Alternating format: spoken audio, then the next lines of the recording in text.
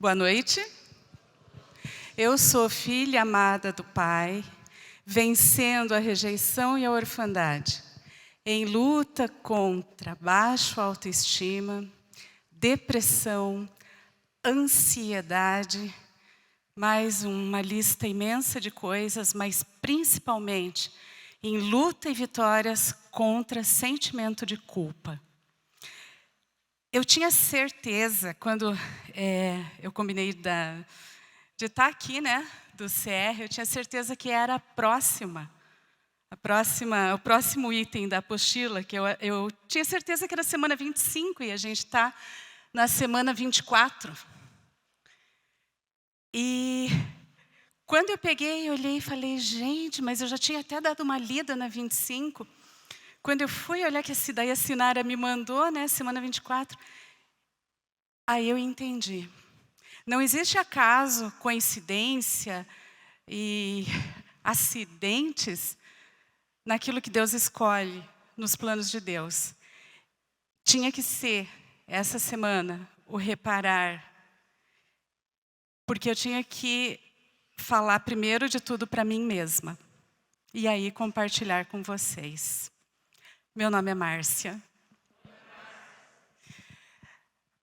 Feche seu olho um pouquinho.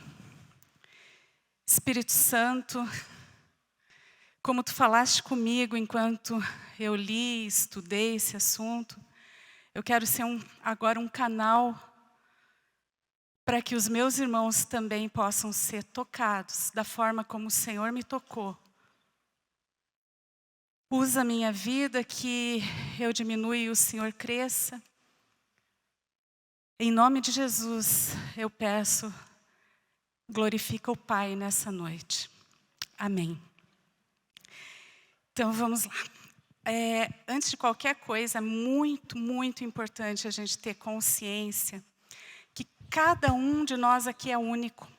Ninguém é igual a ninguém. Deus é muito caprichoso para fazer duas pessoas iguais. Ele faz totalmente diferente. Então, por conta disso, cada reparação é única. Cada tratamento de Deus é único. Então, a reparação que Deus fez na minha vida é completamente diferente do que Ele fez na vida da Eva, que é completamente diferente do que Ele fez na vida da Sinara, na vida do Lão, e assim vai. Cada um de nós, Deus trata de forma individual. Mesmo que durante esse processo, às vezes a gente nem entenda, Ele está tratando. O controle de tudo está nas palmas de sua mão, como diz o louvor. E como vocês querem que os outros lhe façam, façam também. Eu estou sem a tela, gente, por isso que eu estou tendo que virar aqui meio pescoção assim.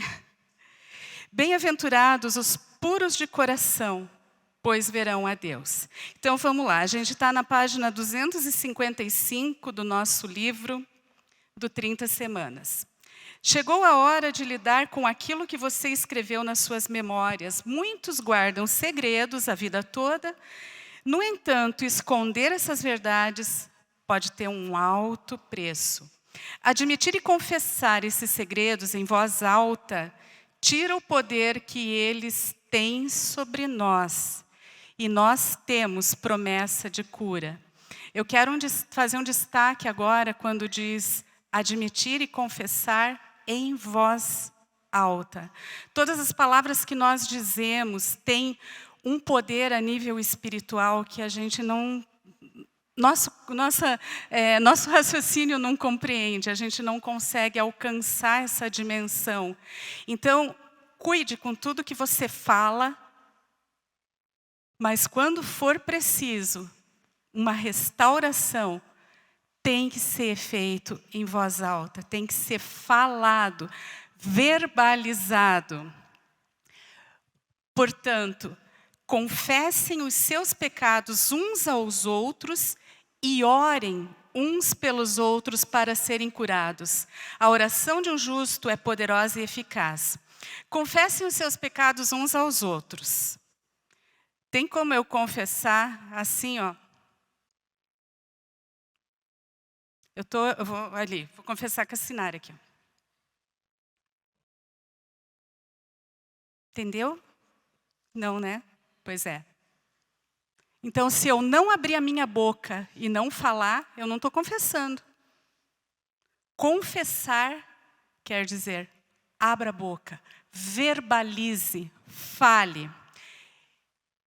E ao verbalizar os seus erros e segredos, você vai conquistar muitas coisas. E aqui a apostila, o nosso livrinho, ele enumera algumas. Perderá a sensação de isolamento. Quando a gente se cala, a gente se fecha, você cria uma bolha onde você se isola dos irmãos, isola da comunhão. E isolamento não é o que o Senhor nos ensina, não é o que Deus quer de nós. Quando você verbaliza os seus erros, você vai perder a relutância em perdoar. Tanto perdoar quem te feriu, como se perdoar e também como pedir perdão. Quando a gente consegue falar, quando eu chego e confesso, a minha arrogância e orgulho caem por terra. Se eu chego e admito e confesso, eu pequei, eu errei, eu cometi tal coisa, como a gente ouviu nos testemunhos aqui agora há pouco, o meu orgulho está indo por terra, porque eu estou falando que eu sou falha, eu estou admitindo que eu sou pequena, eu estou pisando no meu orgulho, literalmente. E a Bíblia fala que Deus apoia os orgulhosos, certo? Errado. Isso mesmo, errado. Porque Deus, a Bíblia diz, Tiago 4,6, diz que Deus se opõe. Em outra tradução diz, Deus resiste aos orgulhosos, mas dá graça aos humildes. Então, quando a minha arrogância e meu orgulho vão por terra e eu me humilho, a graça do Senhor vem sobre mim. Outra coisa, perderá a sua tendência de negar a verdade. A gente já conversou muitas vezes muito sobre negação. Negar a verdade significa mentir não só para os outros, significa mentir para mim mesma. Negação. Ganhará a cura prometida por Deus na Bíblia, que é o que a gente acabou de ler, confesse para ser curado. Ganhará liberdade completa e ganhará o apoio das pessoas. A liberdade vem pelo falar, pelo confessar. Isso vai tirar o peso de cima de mim e eu vou ser livre em Deus. E assim eu vou também compartilhar, eu vou mostrar que eu não estou acima de ninguém, eu não sou melhor que ninguém, eu sou igual. Paulo diz que as nossas aflições são as mesmas. Cada um, como eu falei no começo, é diferente, então cada um vai ter a sua área de fraqueza, cada um vai ter dificuldade em uma situação, cada um tem uma tendência pecaminosa própria contra a qual vai precisar lutar. Mas todos nós somos iguais. E quando eu admito e reconheço isso, a gente consegue mais comunhão. Isso seria ganhar o apoio das pessoas. E isso vai encorajar a gente a ter mais acesso, mais intimidade com o nosso confidente. Todo mundo já tem confidente, né? Todo mundo já começou, pelo menos começou a escrever as memórias. E aqui vem, na sequência, diz que muitos até admitem que erram, estão dispostos a reparar os seus erros, saírem da superficialidade, limitações emocionais, só que querem fazer isso de uma maneira drástica. Gente, nem sempre a reparação vai ser possível da forma como Deus abençoou que o Jefferson pôde fazer com a esposa dele. Chegar, confessar, pedir perdão e ser perdoado. Muitas situações a gente vai precisar de sabedoria aqui. Sabedoria. Por quê? vai ter situações em que eu não tenho como voltar lá onde eu pequei, onde eu errei, encontrar aquela pessoa de novo para pedir perdão, para fazer essa reparação. Até ele usa 2 exemplos aqui no nosso livro, onde ele mostra, não tem como. O que a gente tem que fazer? Chegar com o confidente, abrir para o confidente. A Bíblia fala, quem tiver falta de sabedoria, peça a Deus que Ele dará. Orar, peça para o seu confidente orar por você, para Deus te dar sabedoria e se liga, ouve a voz do Espírito Santo. Ele vai conduzir como fazer essa reparação. Em alguns casos vai ser assim, você vai chegar para a pessoa que você feriu, vai confessar, vai pedir perdão, ok. Outros, de repente você não vai poder chegar pessoalmente, você pode ter acesso por mensagem, ali ele cita uma carta, escreva, tá bom. Mas outros você nem deve procurar. A reparação vai ser você confessando, dizendo para Deus, orando com seu confidente e ponto. Ele fala, aqui no livro ele fala assim, pedidos de perdão e reparações devem ocorrer de tal maneira que não tragam mais dano do que já foram causados. Você não pode parar para consertar um erro causando prejuízos ainda maiores. Tá? Então, sabedoria. Em tudo que nós formos fazer, sabedoria, direção do Espírito Santo. Agora sim, você consegue assumir os seus erros com frequência? Você consegue enxergar? Sim, não, de vez em quando.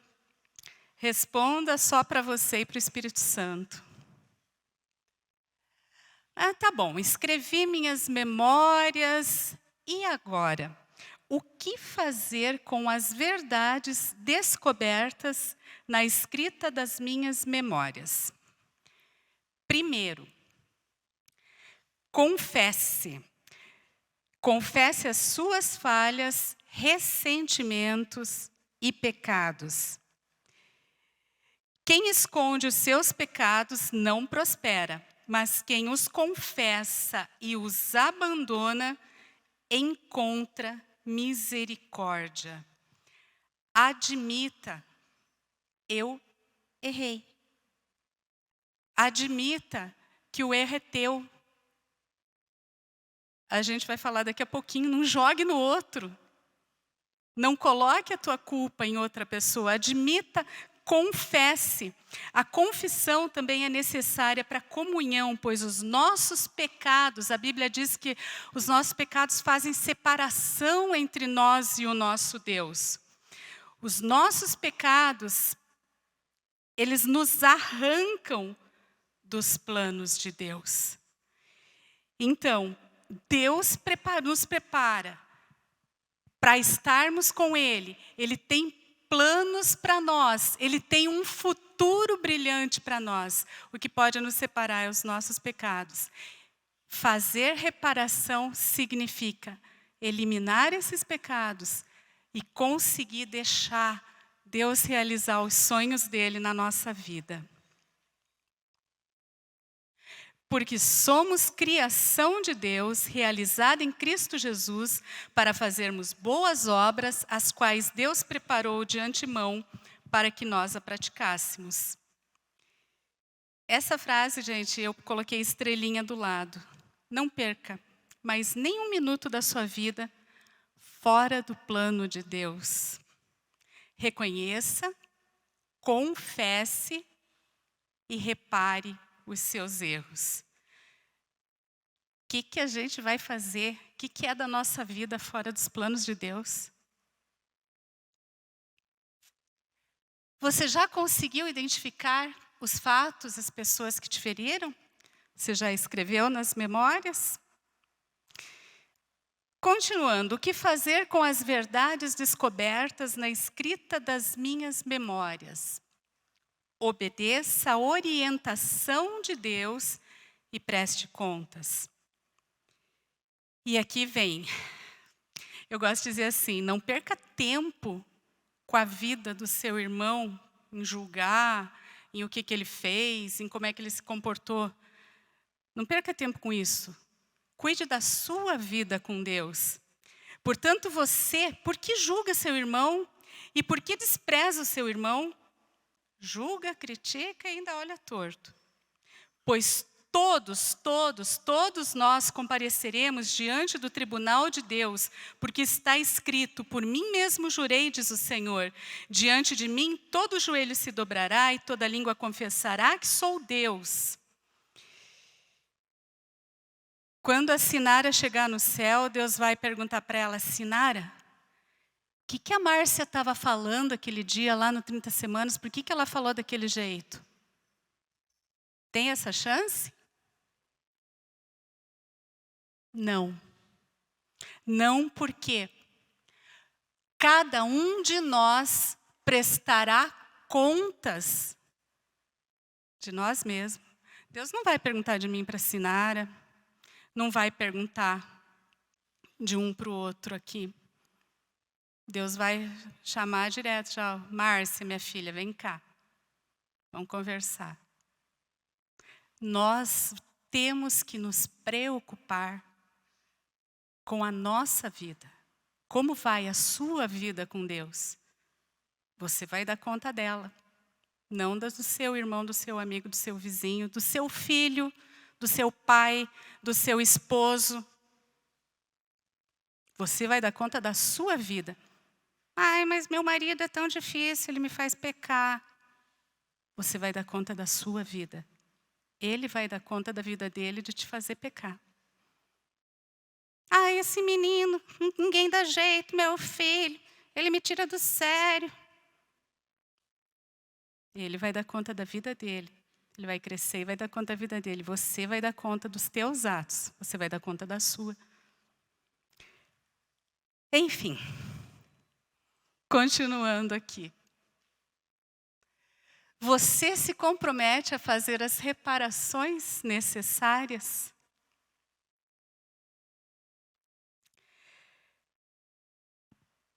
Entenda que não há mais culpa para quem está em Cristo. Gente, a confissão traz vitória sobre o pecado na nossa vida. O sentimento de culpa, ele escraviza. O sentimento de culpa, ele impede de ser feliz. Teve uma situação que eu estava conversando com meu marido e a gente acabou até discutindo sobre alguma coisa. E ele me deu uma puxada de orelha onde ele me disse assim, você se sabota. Você não dá liberdade para você ser feliz. Aquilo veio... Deus usou a vida dele para me chamar a atenção naquilo que eu falei agora no começo. Lembra quando eu falei, bem no início, que eu disse, eu estou falando para mim sobre sentimento de culpa? Tem aqueles que não admitem que erraram. E tem aquele extremo, que é o que guarda, que segura a culpa para si e permite, que dá autorização para o inimigo usar aquilo. E começa realmente, a gente já tem ouvido esses dias sobre autossabotagem, e começa assim a se sabotar. Ai, eu fiz isso, então eu não posso, não vou ser feliz. Deus não vai me abençoar porque eu fiz isso, porque eu fiz aquilo. E não é consciente, chega até a ser inconsciente. Mas eu quero desafiar você e a mim mesma, que quando nós tivermos essa sensação de eu não mereço, não mereço mesmo, mas Jesus pagou um preço para eu ter. Ah, eu pequei sim, mas Jesus me perdoou. Sou eu maior que Deus me perdoa e eu não? Nós precisamos tomar essa posição em nome de Jesus, de não aceitar mais essa sabotagem na nossa vida, de não aceitarmos a alegria, a felicidade, o poder do agir do Espírito Santo nas nossas vidas, nos fazendo realmente novas criaturas, influenciados pelo que aconteceu. Eu vou ler aqui. Por vezes existe a tendência de recordar a vida pecaminosa que vivíamos antes de vir a Cristo. Memórias que deveriam estar mortas e enterradas há muito tempo, reaparecem muito vivas em nossas mentes. Isso não faz nenhum sentido frente à vida cristã vitoriosa que Deus quer que tenhamos. Você não pode controlar os seus pensamentos, mas você deve escolher o que fazer com eles. O pensamento vem, ou você ora, elimina e fala em voz alta, repreenda, eu não quero pensar isso em nome de Jesus, ou você alimenta ele.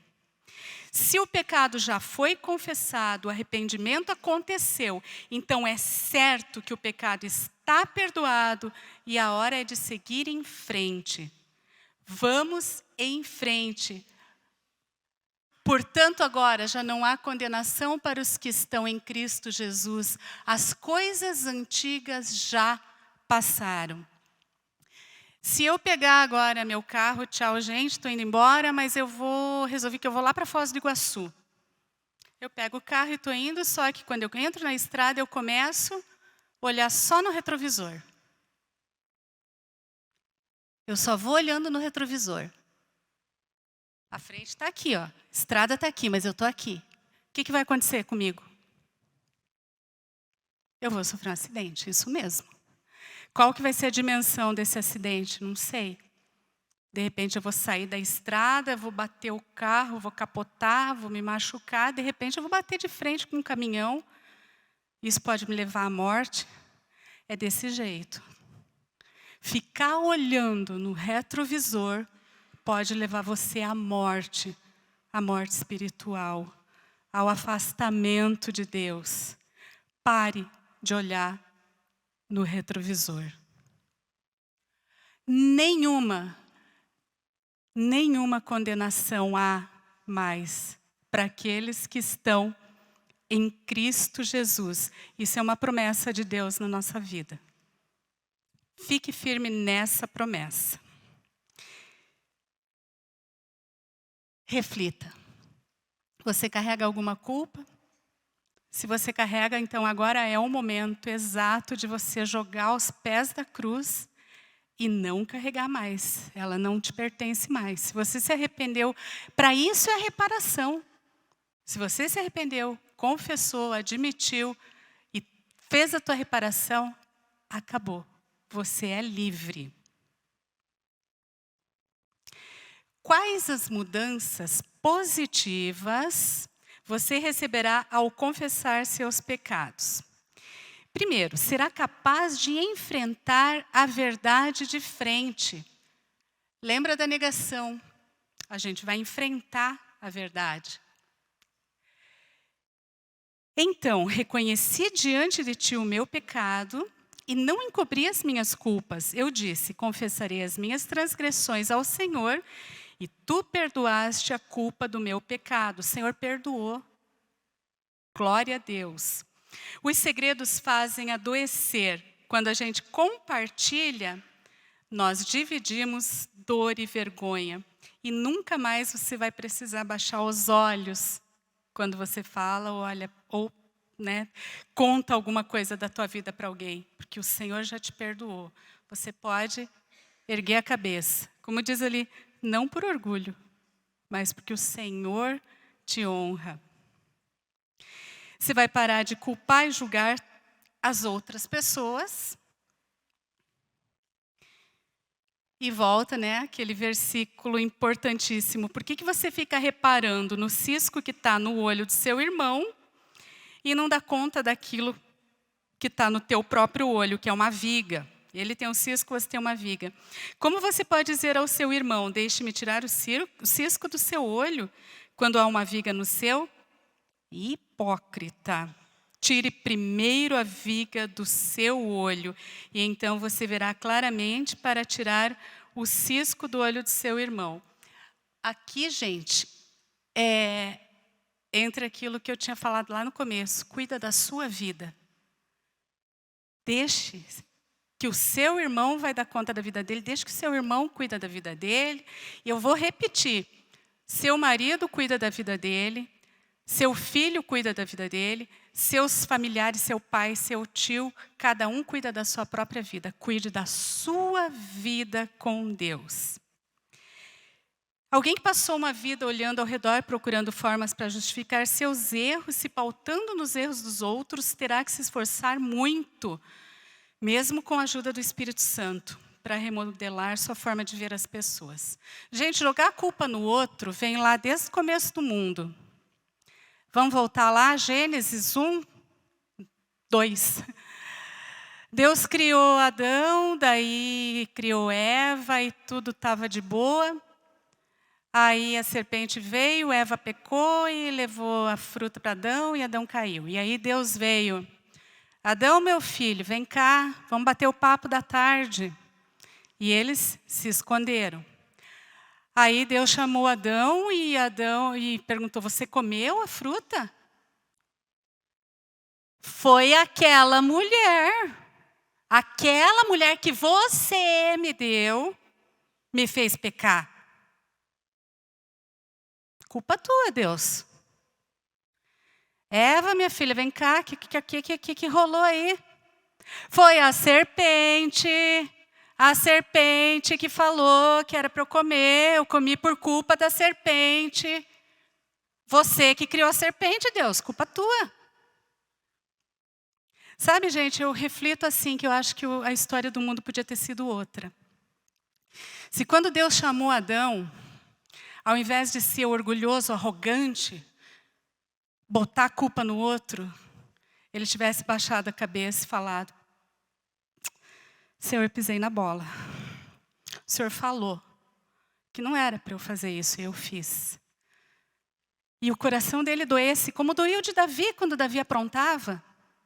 Se constrangia, chorava na presença de Deus. Eu acho que se Adão tivesse feito isso, caído aos pés de Deus, falado, me perdoa, Senhor. Eu errei. Eu quero reparar isso. E aí a Eva viesse e dissesse assim, Senhor, mas foi culpa minha. Eu fui lá, ele estava quieto, eu falei para ele, Senhor, me perdoa, olha aí o que a gente fez, mas eu errei também, me desculpa, Senhor, me perdoa. Conhecendo hoje na intimidade que a gente tem com Deus, o que vocês acham? Vocês acham que Deus ia se irar? Às vezes eu penso mais que a ira de Deus ali, porque Deus se irou, foi mais por causa desse joga-joga, do que até pela própria desobediência. Porque Davi também desobedeceu. E Deus perdoou. Um coração contrito, Deus não resiste. Então, nós temos que parar de pôr a culpa no outro. Eu sou assim porque tal coisa foi assado. Mas é culpa do meu marido que chega bêbado em casa. Ele bebe, não você. Vá orar, dobra teu joelho e clama pela vida dele. Para de pôr a culpa no outro. Se assuma diante de Deus. Eu pequei. Fulano também pecou, mas fulano vai dar conta da vida dele. Eu tenho que dar conta da minha. Eu pequei, Senhor. Eu quero ser curada. Eu quero a restauração. Se assuma diante de Deus. Não seja Adão e Eva.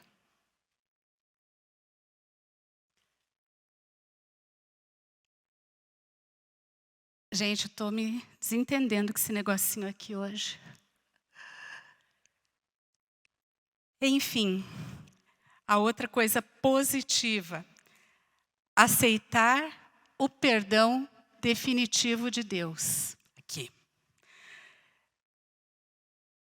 Ele nos perdoou todas as transgressões e cancelou a escrita de dívida que consistia em ordenanças e que nos era contrária. A nossa dívida, o nosso pecado, a nossa culpa, Ele a removeu pregando-a na cruz. Somos completamente perdoados por Deus. Aceitar isso é viver livre, é não precisar mais de desculpas, não precisar de justificativas, é saber exatamente quem nós somos em Deus. Somos filhos amados do Pai.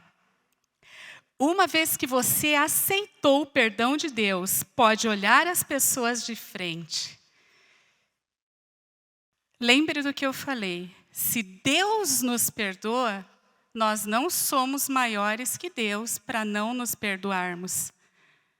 Só que também, se Deus perdoa o meu irmão, eu também não sou maior que Deus para não perdoar meu irmão. Ah, mas você não sabe o que ele fez. Não, mas Deus sabe. Mas ele aprontou. Deus viu. Deus me perdoa. Deus me traz de volta. Deus me dá essa chance de reparar. E a minha vida eu presto conta. Do meu irmão, ou se nem é meu irmão, aí pior ainda, ele vai se acertar com o Deus vivo. E a Bíblia diz: terrível coisa é cair nas mãos do Deus vivo. Então vamos fazer a nossa reparação, vamos nos posicionar diante de Deus e deixar o Espírito Santo e deixar Deus agir na nossa vida. Mas, enfim, para quem que a gente vai confessar? Para Deus ou para uma pessoa? Para os dois. Para os dois. A Bíblia nos ensina a confessar para Deus. A Bíblia manda a gente confessar uns para os outros. A convicção do erro é uma dádiva do Pai, pois levará você a ouvir a voz de Deus. Quando você abre a sua boca, quando você confessa, você admite, confessa e repara. Você se torna livre. Para a liberdade foi que Jesus nos libertou. Você é livre. Nós somos livres. Fique de pé. Quem Deus liberta? Quem Deus liberta é livre.